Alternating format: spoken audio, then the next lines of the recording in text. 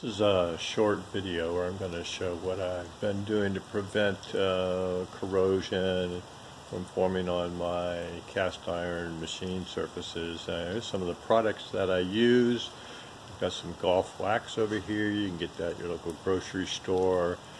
I think I paid $3.50 and it was buy one get one free, so I got 2 pounds for less than $4. Some mineral spirits. It's just an empty can that I use. It's Minwax paste wax that I use to mix my product up in. There's some paraffin oil. It's pretty much the same thing as mineral oil that you could get at the pharmacy. It's a long chain hydrocarbon. And I use an old house iron that was all messed up. It had so much stuff formed on the bottom, and actually it got cleaned off in the process. I don't think you can really see, but that surface is actually pretty clean just from using it out in my garage. I might have to put it back in surface as a laundry iron. I take my extra wax and throw it in a baggie, because here in north central Florida, middle of the summer, it'll just melt right here in my shop and run over everywhere. So throw it in a baggie and don't have to worry about it disappearing into a puddle. I'm going to go over here and show you some of what I've done. This is a Shoreline precision metal lathe that I use for clock repair and clock making.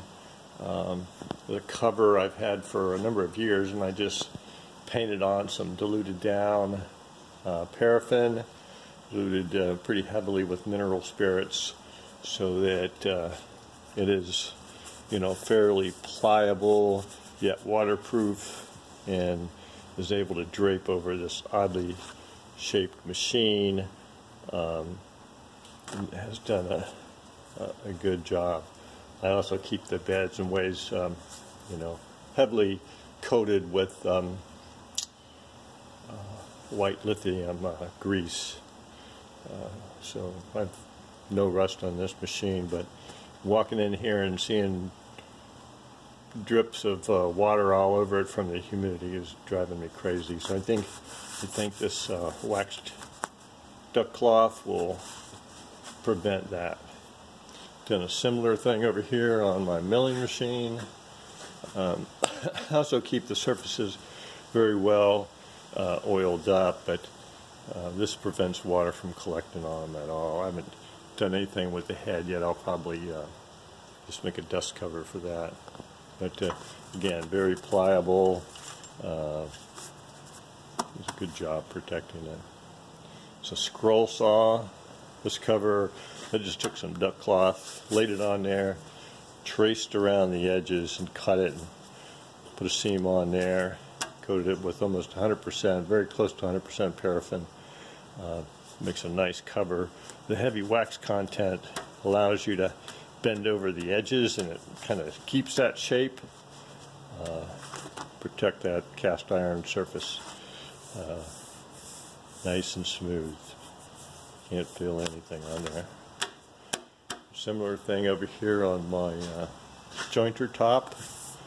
This is a large cast iron surface that I've had trouble with, even though I keep it well waxed up with car wax or whatever kind of paste wax. Water was still forming on the surface. Even though it's only 47 degrees here, that feels like it's in a freezer. I mean, that surface is cold, and it's easy for condensation to form on that surface. And this top, this wax cotton, is going to really help prevent any problems. Plus, it's a nice surface. I can lay stuff on there and not have to worry about it scratching it up.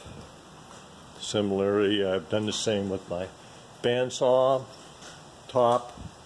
The seam here in the middle is just because I didn't have a large enough piece of cloth when I went to make this one. Just cut a little slot here and stitched each edge so that I can fit it around my my blade. And I've got this magnet to hold it. Although you really don't need the magnet, because this cloth being so stiff, it just wants to stay right the way it is. No problems. This is like a 35-year-old tabletop drill press. I just made the top. Fits right on there. Normally it's warm here in Florida. That'll just lay absolutely flat on there. So, even though it's an old machine, that top is very smooth. You feel any drag anywhere. A little wax on that too, but it's an old fly cutted surface. Same thing over here with my disc sander. Made a top that fits it, little cut out with a stop, and then the other side of it, just a rectangle on there, cast iron. I'm not much of a seamstress, but I can make a sewing machine run. It's not difficult. You know, if you don't know how, I'm sure your wife or your kid or something could do that for you or show you how to make the sewing machine go. Kind of fun anyhow. And then one other one I want to show is a 40-year-old Craftsman saw, table saw.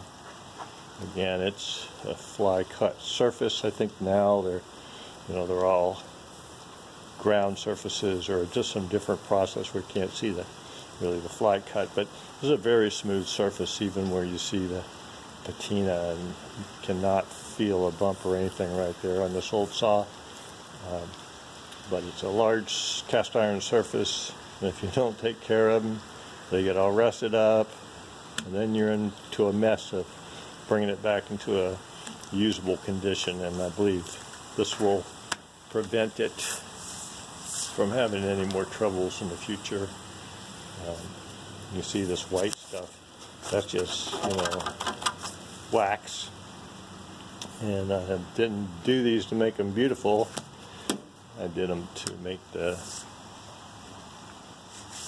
cover to, keep them from getting corrosion formed on there. I do like the idea of having cloth tops on these machines. If I want to throw something up there, I don't have to worry about whether it's going to scratch the surface, or if my cold drink has ice in it and condenses a little bit, I don't have to worry about it getting down and mucking my top up. So I hope you were able to glean something from this video, and good luck with your machines.